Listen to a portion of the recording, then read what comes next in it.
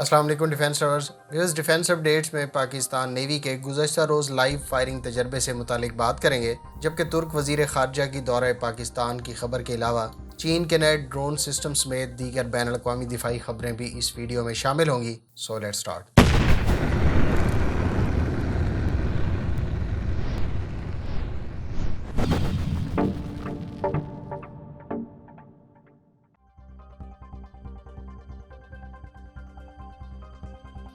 Friends, چین نے ایک اور ڈرون متعارف کروایا ہے۔ WJ-700 ڈرون نے ریسنٹلی کامیاب فرسٹ فلائٹ کنڈکٹ کی۔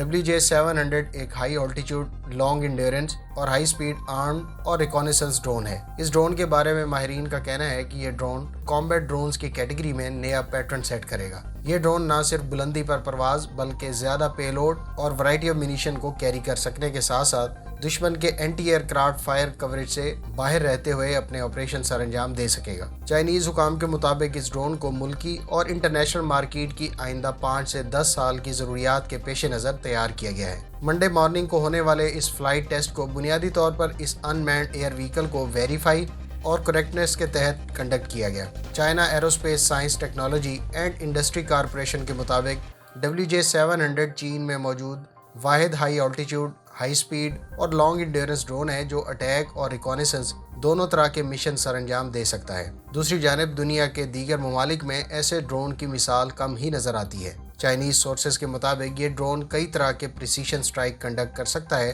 جیسا کہ stand off ground attack, anti ship, anti radiation attack missions وغیرہ۔ چائنیز سورسز کے مطابق 2018 کے یوہائی ایئر شو میں دکھائے گئے بروشر کے مطابق اس ڈرون کا maximum take off weight 3500 kilogram اور انڈیورنس 20 آورز بتائی گئی ہے۔ ماہرین کے مطابق 2024 تک عسکری استعمال میں لائے جانے والے ڈرونز کی مد میں چائنیز ایکسپورٹ کا حجم $2.6 ارب تک پہنچ جائے گا، جو دنیا کی عسکری ڈرون مارکیٹ کا 25% ہوگا۔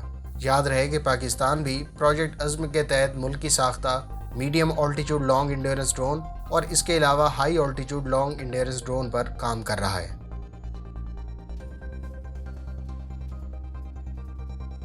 فرینڈز، یونان کی پارلیمنٹ اس ہفتے رافال فائٹر جیٹ خریدنے سے متعلق بل کو منظور یا مسترد کرے گی۔ اس بل کی منظوری کی صورت میں یونان کی طرف سے 3 ارب امریکی ڈالر کی لاگت سے فرانس سے 18 ڈسالٹ رافال طیارے خریدنے کی راہ ہموار ہوگی۔ ترکی کی جانب سے اپنی سمندری حدود میں تیل کی ایکسپلوریشن کو لے کر یونان اور ترکی کی حالیہ کشیدگی کے بعد یونان اپنی فوج کو ماڈرنائز کرنے کی کوششوں میں ہے۔ یونان اپنی ایئر فورس کے لیے 6 نئے 12 یوزڈ رافال ایئر کرافٹس کی خرید اور مینٹیننس کے لیے 1.5 ارب یورو اس سال، جبکہ 400 ملین یورو 2022 اور اتنی ہی رقم 2023 میں خرچ کرے گا۔ 67 ملین یورو 2024 اور 34 ملین یورو 2025 میں اس مد میں خرچ ہوں گے۔ فرینڈز، میری ذاتی رائے میں یونان کی پہلے سے مخدوش معیشت کی صورتحال میں رافال کی یہ ڈیل یونان کے لیے بہت مہنگی ثابت ہونے جا رہی ہے۔ آپ کا اس بارے میں کیا خیال ہے؟ کمنٹ باکس میں اس کا اظہار ضرور کریں۔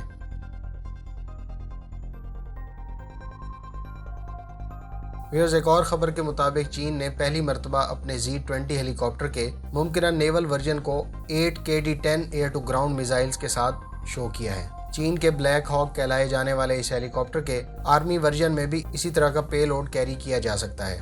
البتہ یہ ہیلی کاپٹر امریکی بلیک ہاک سے زیادہ سروس سیلنگ اور پے لوڈ کیری کر سکتا ہے۔ ہم آپ کے ساتھ عنقریب چین کے Z-20 ہیلی کاپٹر کی الگ سے ڈیٹیل ویڈیو شیئر کریں گے۔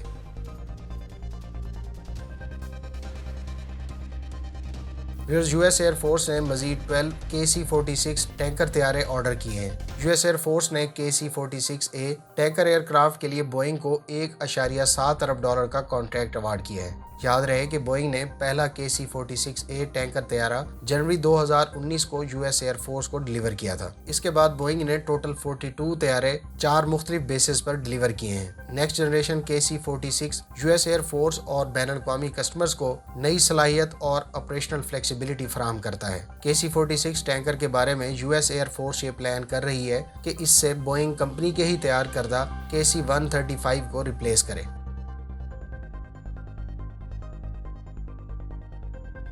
यूएस चीन ने 2020 के एंड पर अपनी फौज को non powered exoskeleton suit provide करने के बाद रिसेंटली सोल्जर्स को ऐसे एक्सोस्केलेटन सूट फराहम किए हैं जो ना सिर्फ पावर्ड हैं बल्कि इनको एम्यूनिशन कैरी करने के लिए भी इस्तेमाल में लाया जा सकता है। माहिरीन के मुताबिक आने वाले अरसे में मजीद कई अक़साम के एक्सोस्केलेटन सूट देखने को मिल सकते हैं। दूसरी जानिब इस हालिया पावर्ड एक्सोस्केलेटन सूट, जिसको portable ammunition support assist system for individual soldiers भी कहा जाता है, यूजर्स को 20 किलोग्राम तक इजाफी कुव्वत फराहम करता है। इसकी मदद से 50% तक बर्डन रिड्यूस होता है, जबकि वेस्ट इंजरी का खदशा भी कम हो जाता है। इस सूट का वजन सिर्फ चंद किलोग्राम है और इसको पहनने या उतारने पर सिर्फ 40 सेकंड लगते हैं। चीन के सीसीटीवी के मुताबिक एम्यूनिशन बॉक्सेस कैरी करने के लिए इस एक्सोस्केलेटन में इजाफी हुक्स दस्तयाब हैं। इन एक्सोस्केलेटन की मदद से एक सोल्जर 50 किलोग्राम एम्यूनिशन जबकि 2 सोल्जर 75 किलोग्राम आसानी से कैरी कर सकते हैं। याद रहे कि चाइनीज पीपल्स लिबरेशन आर्मी ने 2019 में सुपर वॉरियर्स के नाम से एक मुकाबला शुरू किया था, जिसमें चीन की 25 कंपनियों ने 50 से ज़ायद टाइप के एक्सोस्केलेटन प्रोटोटाइप के साथ मुकाबले में शिरकत की थी।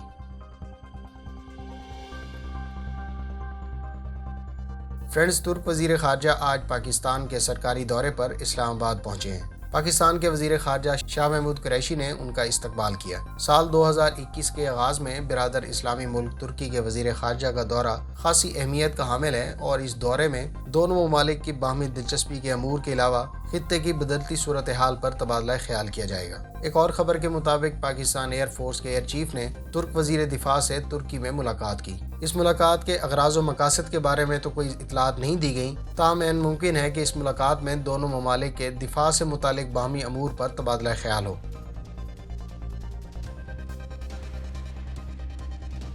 व्यूअर्स, तुर्की से मुतालिक एक और खबर के मुताबिक तुर्क इंजन इंडस्ट्री ने अपने T1400 इंजन के सेकंड प्रोटोटाइप पर टेस्टिंग का आगाज कर दिया है। याद रहे कि इस इंजन के एक वर्जन से तुर्क गोकबे पैसेंजर हेलीकॉप्टर और एक वर्जन से तुर्क अटैक हेलीकॉप्टर T129 को इक्विप किया जाएगा। इस इंजन के बारे में तुर्क हुकाम का कहना है कि ये अमरीकी साख्ता उस इंजन से ज्यादा थ्रस्ट फराहम करता है जो इससे पहले T129 अटैक हेलीकॉप्टर में नस्ब किया गया है।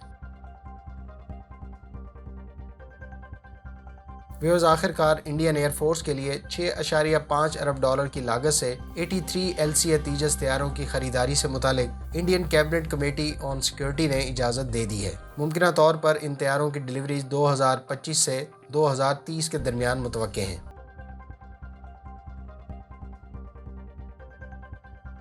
फ्रेंड्स, जहां तक पाकिस्तान नेवी के गुज़श्ता रोज़ 2 वेपन सिस्टम्स की लाइव फायरिंग का ताल्लुक है, पाकिस्तान की अगस्टा 90B सबमरीन से किए गए, ताहम ये 2 मुख्तलिफ अकसाम के वेपन से। इसमें से एक एग्जॉस्टेड एंटीशिप क्रूज मिसाइल था जिसको पाकिस्तान की अगस्टा क्लास सबमरीन से फायर किया गया, जबकि इसी आब-2 से दूसरा टॉर्पीडो फायर किया गया जिसने पाकिस्तान नेवी की 3600 टन वजनी डीकमीशन शिप को निशाना बनाया। इस तजर्बे की खास बात ये थी, इस एक टॉर्पीडो के हिट करने से ये 3600 टन वजनी शिप चंद मिनटों में ही समंदर में डूब गई। मेरी ज़ाती राय में बुनियादी तौर पर इस तजर्बे से दुश्मन मुल्क की नेवी को एक मैसेज दिया गया। आप इस बारे में क्या राय रखते हैं? कमेंट बॉक्स में इसका इज़हार ज़रूर करें। उम्मीद है इस वीडियो से आपकी मालूमात में इजाफा होगा। अगर आप इस तरह की मज़ीद वीडियोस देखना चाहते हैं तो हमारे चैनल को सब्सक्राइब करें और साथ में मौजूद बेल आइकन दबाएं ताकि आपको हर नई आने वाली वीडियो का नोटिफिकेशन मिल सके। मिलते हैं नेक्स्ट वीडियो के साथ। अपनी दुआ में याद रखिएगा।